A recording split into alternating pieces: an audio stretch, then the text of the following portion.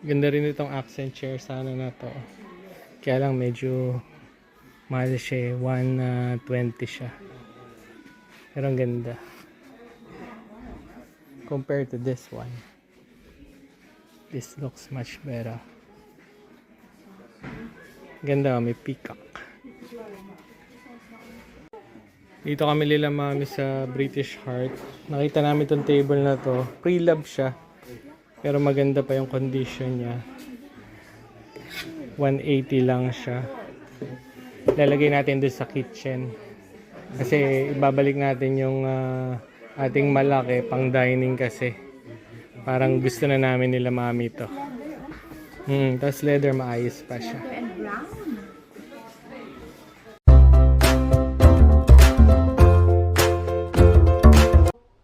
Yan, nakauwi na tayo after natin pumunta ng town. Ngayon magba-barbecue kami nila mami, tapos may mga kaibigan kaming darating. Mga cohort ni Sunshine, tsaka sila yung batch na nagkasabay-sabay na pumunta din dito sa England din. Mga 1 day, 2 day lang yung kanilang difference ng pagdating nila dito. Tsaka nagsama-sama sila sa isang bahay. So mga nurses din sila. Yan, ito binumili kami nito sa Poundland para ito yung gamitin namin. Tsaka ito, para sa barbecue natin. At pakita ko sa inyo, yan, nag-marinade lang ako dito. Makita niyo naman mamaya pagka nag-barbecue na tayo, nag-start tayo mag-barbecue. Meron na kaming pakwan, tapos ginamit ko ito pang marinade, kalahati lang naman, tapos ako lang yung uminom. Tapos gagawa pa akong fruit salad, syempre hindi naman mawala ang party ng mga Pilipino nang wala tayong fruit salad, di ba? Yan. Ito, tuloy-tuloy pa rin kami naglilinis, at di pa rin kami tumitigil. At ito, naglagay lang ako ng kitchen placemat ba tawag dito o cover para mamaya pag nagkainan tayo at least hindi naman madumihan yung ating table. Yan, yung table na binili natin sa British Heart, yun yung mailalagay natin dito kasi round yun eh, para at least medyo lumuwag-luwag tong hallway natin. Tapos ito, ilalagay na natin to dun sa ating proper dining room. Samahan nyo ako sa labas, may papakita rin ako sa inyo dun. Remember na napakadumi nung sapa natin. Yan, malinis na siya. May ginamit kaming machine na nabili namin sa B&M. Spot cleaner siya, spot washer. Bali on sale siya ngayon, 100 plus yun yung Vax. Kung tiga dito kayo sa UK, probably alam nyo naman yung sinasabi ko yung kung ano yung machine na yon. Kaya lang maganda nga ngayon bumili kasi dahil on sale siya. At ito pa yung part ng ating bahay. Ito yung part ng lote pa rin. Ito yung magiging parang allotment natin, magtatanim tayo dito. Yan. Yun nga lang, medyo matrabaho pa rin, maghahawan din tayo. At ito, meron akong table naman na to na nabili ko naman sa Aldi. Ise-set up natin ngayon para habang nagba-barbecue tayo, may table tayo doon. Mababa lang tong table na to. Pag papakita ko sa inyo pag na-set up ko na. Yung mga laruan namin ni Santi, ito pa rin siya, nandito sa ating shed. Yan yung mga Hot Wheels namin. At yeah, medyo marami kaming collection ni Santi. Yung pa, makikita nyo. Saka yun, buti na lang hindi siya nauulanan. Kasi, buti na lang din, hindi rin umuulan masyado ngayon. Dahil nasa summer pa rin tayo. Pero dapat may pasok na namin yan sa sitting area natin. Or, tawag doon, magiging man cave namin. Kasi sitting area tawag nila. Yan. And then, meron pa din tayo ditong mga gamit at laruan pa rin. Yan. Ito yung old shed. Yan, meron pa kami mga Lego ni Santi, Lego Castle. Maraming Lego si Santi, hindi lang namin nabubuo yan. Mga Hot Wheels pa na race track. Tsaka yan, may Thomas the Train pa. Tsaka ito pa yung mga ilang namin gamit. Tsaka parts ng ating bed. Na hopefully, may assemble na natin. Balikan ko lang yung table. Then, set up ko na para mapakita ko rin sa inyo kung paano yung table na to. Maganda to pang barbecue. At mababa lang siya, tapos meron lang kayong mga chair na pang outdoor chair. May setup ko na yung ating table. Dito ko lang siya punesto sa may araw pa. Yung nga palang garden natin, south facing, kaya maganda yung position pa rin ng garden natin. Kasi yung araw dito nagsisimula sa umaga. Kaya pagka 5 o'clock, dahil maliwanag na dito ng 5 o'clock, ang tinatamaan nung araw, kasi nga south facing, yung ating kitchen, tsaka yung ating sala. Bali, pinagbaliktad nga namin yung sala dahil yung sala dun sa harap kasi, dun sa may fireplace. Bali, gagawin na lang namin ni Mami, dun na yung ating dining area. At dito na sa facing ng ating garden, yung ating sala, yung ating lounge. Kaya pagka sa umaga, masinag talaga yung araw dito. Kaya maganda siya. Ang ganda niyang tignan. At lalo na siguro sana sa winter kahit papano pag may araw siguro. Pero medyo umiiba pa rin yung posisyon ng araw. We'll see pag winter, pakita ko sa inyo. Yan. And then, yun nga pala, kinorek nga pala ako ni Mami. Tawag nga daw sa Pilipinas ito is tablecloth. Pero dito table cover, yan. Tatakpan lang natin yung ating table para hindi madumihan kasi gagamitin natin palagi yan pag magbabarbecue tayo. Tapos may kasamang maliliit na chair na ganito na lagi namin ginagamit ni Santi pag nagtambay lang kami dito. Kinikip lang namin doon sa loob ng bahay. Hindi muna namin nilalagay dito sa ating shed. Nandito yung ating barbecue, dito ko rin pinesto. Bali pinaarawan ko kasi ginamit ko to mga 2 days ago. At yun nga, may mga charcoal pa siya kasi medyo nilagyan ko ng konting tubig para mamatay yung kanyang baga. And then, kinover ko lang nun para at least talagang fully mamatay yung apoy. Kaya pinapaarawan ko lang para hindi tayo magsayang ng charcoal, magamit pa rin natin. Meron pa tayong 2 extra chair dito. At yeah, may bed frame din tayo na hindi ko pa nakakabit. Dito ko pa iniwan. Thank God lang talaga hindi umulan ng malakas o hindi masyadong umuulan ngayon kasi one time nga pala umulan ng medyo at least mga 5 minutes, medyo nabasa rin yung bed frame natin. At ito pa yung mga houseplant natin, tsaka yung alaga nating isda. Yan.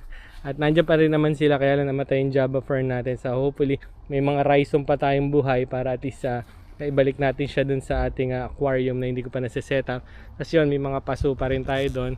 At naglagay ako ng wind chime. Nice. Na hindi ko pa narinig na na-blow ng wind na tumunog siya. Ako pa rin yung nagagano para tumunog yung ating wind chime. Yan, mag-setup muna ulit ako ng ating mga lulutuin. Tapos pakita ko sa inyo kung ano yung ihahanda natin para dito sa ating barbecue party.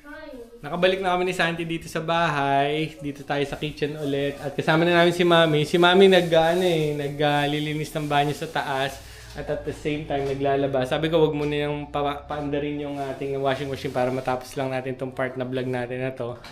At pakita ko rin sa inyo na mag-fruit salad tayo. At meron tayong fruit cocktail, meron tayong evaporated milk, meron tayong condensed milk, dalawang klaseng grapes. Kasi napansin ko sa grapes dito, mas matamis yung mostly yung red kaysa sa green. Pero paghaluin ko na lang, tapos may apple tayo. Ang nakalimutan kong bilhin is may nabibili ditong nata de coco. Nakalimutan ko yun. At kulang tayo ng cheese. At syempre yung buko, dahil wala namang buko dito sa UK. Or bihirang-bihira, siguro never pa ako nakakita ng buko. Kasi small town lang naman tong Huntingdon. Kaya walang buko yung ating fruit salad. Pero at least maglalasang fruit salad pa rin naman dahil may fruit. Yan. At, Oo, yan. May mga fresh fruit, tsaka syempre canned fruit. Lumabas ako sandali at meron pala tayong main ingredients na kalimutan para dito sa ating salad. Kaya binili ko na rin yung ibang mga ingredients. Nakalimutan ko ng cream. Yan, kaya bumili ko ng cream. Tapos yun nga, sabi ko kanina wala tayong cheese. Bumili na ako ng cheese. At bumili na din ako ng nata de coco. Yan, para kumpleto na yung ating fruit salad. Kulang lang talaga ng buko. And, syempre, para sa ating barbecue, bumili din ako ng Mang Tomas. Yan, para masarap yung barbecue natin. May barbecue sauce tayo, may Mang Tomas tayo, may ketchup and mayonnaise tayo.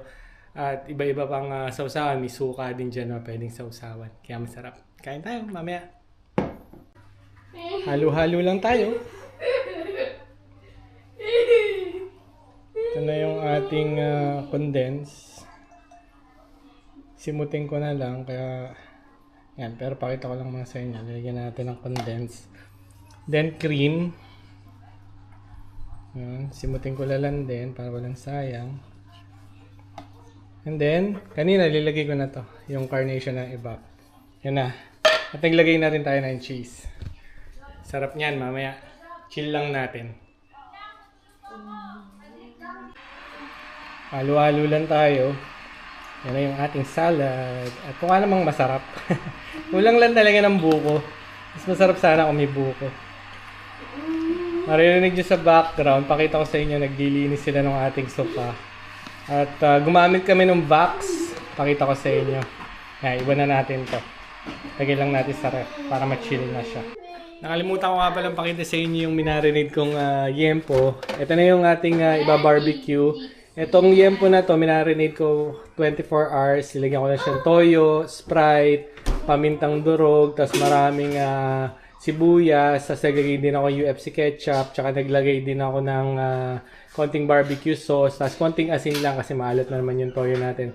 Yun nga, 24 hours para at least yung flavor ng ating spices tsaka ating condiments pumasok talaga siya. Pwede rin kayo maglagay ng patis para at least mas malinamnam siya. Parang pampaalat lang din tsaka pampalinamnam dun sa yung barbecue. Kaya tara, labas na tayo para makapagluto na tayo ng barbecue. Para tayong nasa langit. Malakas yung apoy natin kaya yan, nakaluto na agad tayo ng isang side.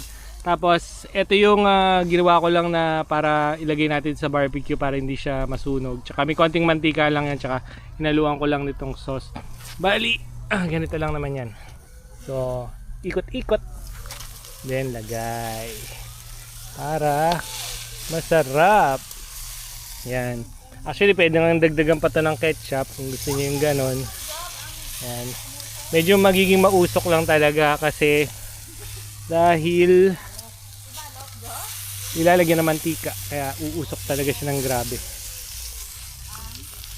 Yan o, usok. Nakaluto na ako. Marami-rami na tayo naluto. Yan, pwede nang iahon yan at maglagay tayo ulit. And then tapos yung sausage na ang luluto natin. 8 piraso yata yung isang balot. No? Nakaluto na ako ng barbecue. Dito na tayo sa sausage naman.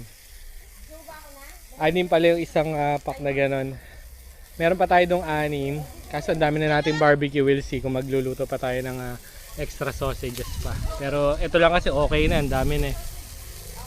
Bilis natin magluto. Nakaluto na tayo ng sausage saka barbecue. Ngayon tinulungan ko na sila sa corn. Santi ito nandito kasama ko. Wala doon kasi akong kasama. Kasi nandun sila lahat eh. Ako lang nandito pumesto. Yan, corn na lang tayo. Tapos sila sweet potato tsaka yung natitirang corn. Pahina na naman yung apoy natin kaya dahan-dahan na lang natin iluluto para hindi masunog yung corn. Santi, say hi. Ting, rain chime. Kain po tayo. Yan, nakaluto na kami. May laing kami, which is special. Yan, magdadasal pa kami. Yan yung mga barbecue namin. Yung chicken mo. And, meron kaming pakwan. Meron din kaming sweet corn. Tapos na yung araw natin makapag-barbecue. At busog na busog kami. At nakalimutan nga pala pakita yung ginamit namin yung box. Bumili kami sa B&M. Ayan o, yung ganitong machine. Nandun sa sali, pero ma-get nyo naman yung ibig ko sabihin kahit box na lang ang pakita ko sa inyo. Or kung gusto nyo talaga makita yung machine, sige puntahan natin. Sa B&M to is around 100 plus. Eh nag-sale sila around 70 plus lang. Kaya bumili na kami. Kaya kung naghanap kayo ng ganito, yung spot cleaner para sa carpet, tapos para sa sofa, or kung meron kayong anak na baby or bata na medyo na soiled yung inyong bed or yung kanilang cot or yung kanilang crib, pwede nyo gamitin. Ang ganda, effective siya. Kasi naalikabukan yung ating sofa eh. Kaya kailangan talagang gamitan ng ganito, yung spot cleaner.